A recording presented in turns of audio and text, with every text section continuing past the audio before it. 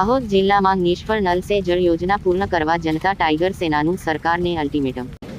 જનતા tiger સેનાના પ્રદેશ અધ્યક્ષ દેવેન્દ્ર મેડાના નેતૃત્વમાં જનતા ટાઈગર સેના દ્વારા જિલ્લા કલેક્ટરને જરૂરિયાતપત્ર આપી રજૂઆત કરી। યુવા નેતા જયેશ સંગાડાએ જણાવ્યું કે પ્રધાનમંત્રી નરેન્દ્ર મોદીની મહત્વાકાંક્ષી યોજના છે નલ સે જલ, પણ દાહોદ જિલ્લામાં આ યોજના સદંતર નિષ્ફળ નીવડી છે।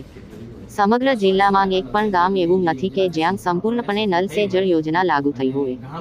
છેલ્લા 5 વર્ષથી આ ભાજપની સરકાર નલ સે જળ યોજના જનતા ટાઈગર સેના દ્વારા આજે જિલ્લા કલેક્ટરશ્રીને અમે એક જરૂરિયાત પત્ર આપીને રજૂઆત કરી છે। દર વખતે આવેદન પત્ર તો ખૂબ આપ્યા, આ વખતે જરૂરિયાત પત્ર આપીને કીધું છે કે દાહોદ જિલ્લાની જનતાની જરૂરિયાત છે પીવાનું સ્વચ્છ ચોખ્ખું પાણી જનતાની માંગણી છે। નલ સે જલ જેવી યોજના જે આપણા દેશના પ્રધાનમંત્રી નરેન્દ્ર મોદીની મહત્વાકાંક્ષી યોજના છે કે એમની ઈચ્છા હતી કે દરેક ઘરને પીવાનું શુદ્ધ પાણી મળે, પણ સ્થાનિક ભારતીય જનતા પાર્ટીના શાસનની અંદર જબરજસ્ત ભ્રષ્ટાચાર ચાલી રહ્યો છે।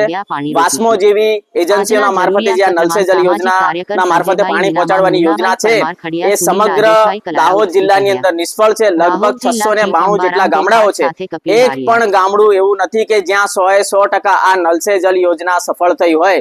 દરેક ગામની અંદર આ યોજના બિલકુલ સદંતર નિષ્ફળ છે।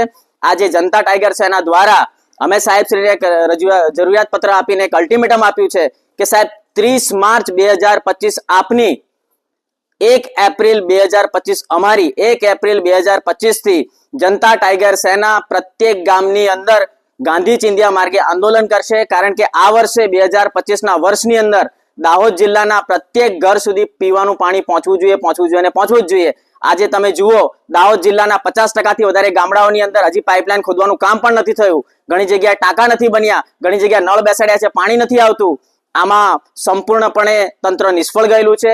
એટલે આ અમારું સ્પષ્ટ અલ્ટિમેટમ છે કે 30 માર્ચ 2025 સુધીની અંદર પ્રત્યેક ઘરની અંદર પાણી આવવું જોઈએ। જો નહીં આવે તો 1 એપ્રિલ 2025 થી જનતા ટાઈગર સેના સંપૂર્ણપણે જેવી રીતે કે કડાણાનું પાણી હિરોલાના ટાંકા મારફતે દાહોદ શહેરને આપવામાં આવે છે, પાટા ડુંગરીનું પાણી દાહોદ શહેરને આપવામાં આવે છે, આ સંપૂર્ણ પાણી અમે બંધ કરવાની કોશિશ પણ કરીશું। કારણ કે આ આદિવાસીઓના વિસ્તારમાં ડેમો છે, આદિવાસીના વિસ્તારમાં નદીઓ છે, આદિવાસીના વિસ્તારમાં પાણી છે, છતાં પણ આદિવાસીઓને પાણી નથી મળતું। હિરોલાની જે ટાંકી છે એ હિરોલાની ટાંકી બોડા ડુંગર રેવન્યુ રેકર્ડના ગામની અંદર આવેલી છે, માથાની ઉપર 1 લાખ લીટર પાણી છે અને નીચે જનતા પાણી વગર પીડાઈ રહી છે।